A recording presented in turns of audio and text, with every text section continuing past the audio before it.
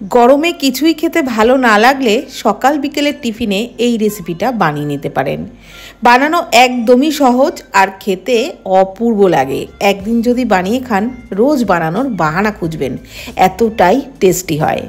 এই রেসিপির জন্য একটা বোলের মধ্যে নিয়ে নিচ্ছি অল্প পরিমাণে একটু তেঁতুল। অল্প জল দিয়ে ভালোভাবে ডলে তেঁতুলের পাল্পটাকে বার করে নেব, আর দানাগুলো অবশ্যই ফেলে দেব। ভালোভাবে ডলে ডলে ওই দানা আর শাঁসগুলোকে কিন্তু ফেলে দিতে হবে। পাল্পটাকে এইভাবে নিংড়ে নিতে হবে।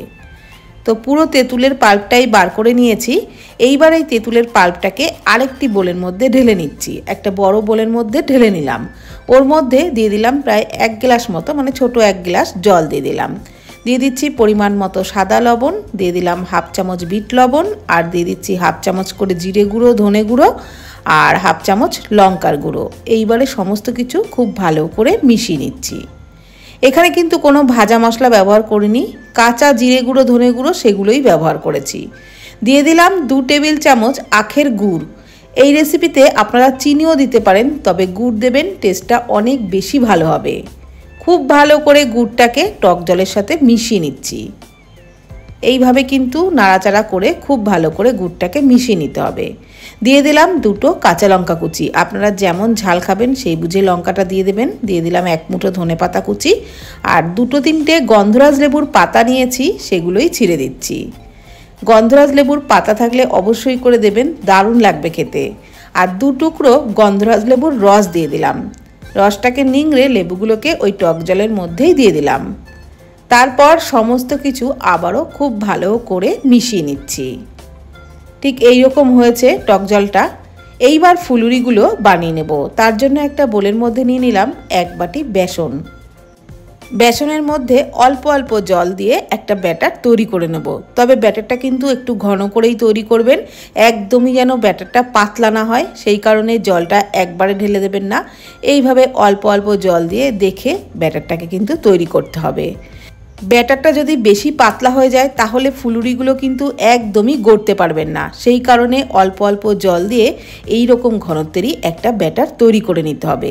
আর খুব ভালো করে কিন্তু ফেটিয়ে নিতে হবে।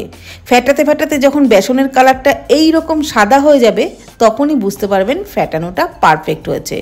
আরেকটা কাজও করে নিতে পারেন, একটা কাচের বাটিতে অল্প জলের মধ্যে 1 ফোঁটা ব্যাটার ফেলে দেখতে পারেন। যদি জলের উপরে ভেসে ওঠে তাহলেই বুঝতে পারবেন ফেটানোটা একদম পারফেক্ট হয়েছে।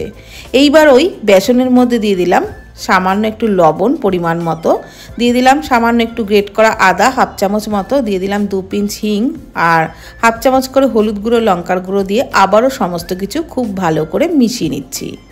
এই ব্যাটারের মধ্যে হিংটা অবশ্যই করে দেবেন। হিং আর আদা বাটা খেতে দারুণ লাগবে। 1/2 চামচেরও একটু কম দিয়ে দিলাম খাওয়ার সোডা, আর সোডাটা দিয়েও খুব ভালো করে মিশিয়ে নিচ্ছি বা ফেটিয়ে নিচ্ছি। তারপর দিয়ে দিলাম 1 চামচ উষ্ণ গরম তেল। তেলটা দিয়েও ভালোভাবে মিশিয়ে নিচ্ছি। এই গরম তেলটা দিলে ফুলুরিগুলো কিন্তু দারুণ মুচমুচে হবে।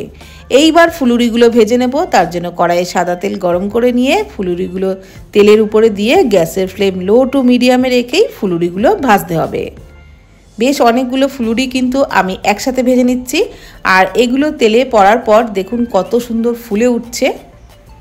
ভাজতে ভাজতে কিন্তু এগুলো আরও ফুলে যাবে, আর ওই টক জলের মধ্যে দেওয়ার পর এগুলো ফুলে কিন্তু একদম ডবল হয়ে যাবে।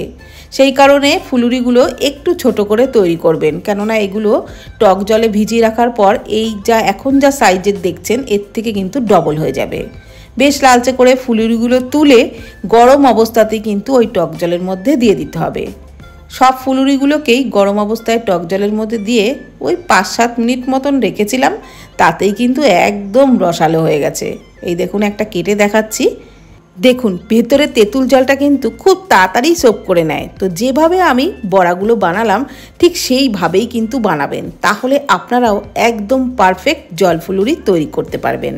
দেখতে সুন্দর লাগবার জন্য ওপরে একটু কাশ্মীরি লঙ্কার গুঁড়ো ছড়িয়ে দিয়েছিলাম, আর খেতে কিন্তু দারুণ হয়েছিল। তো ভিডিওটি ভালো লাগলে প্লিজ কমেন্ট করবেন। ধন্যবাদ।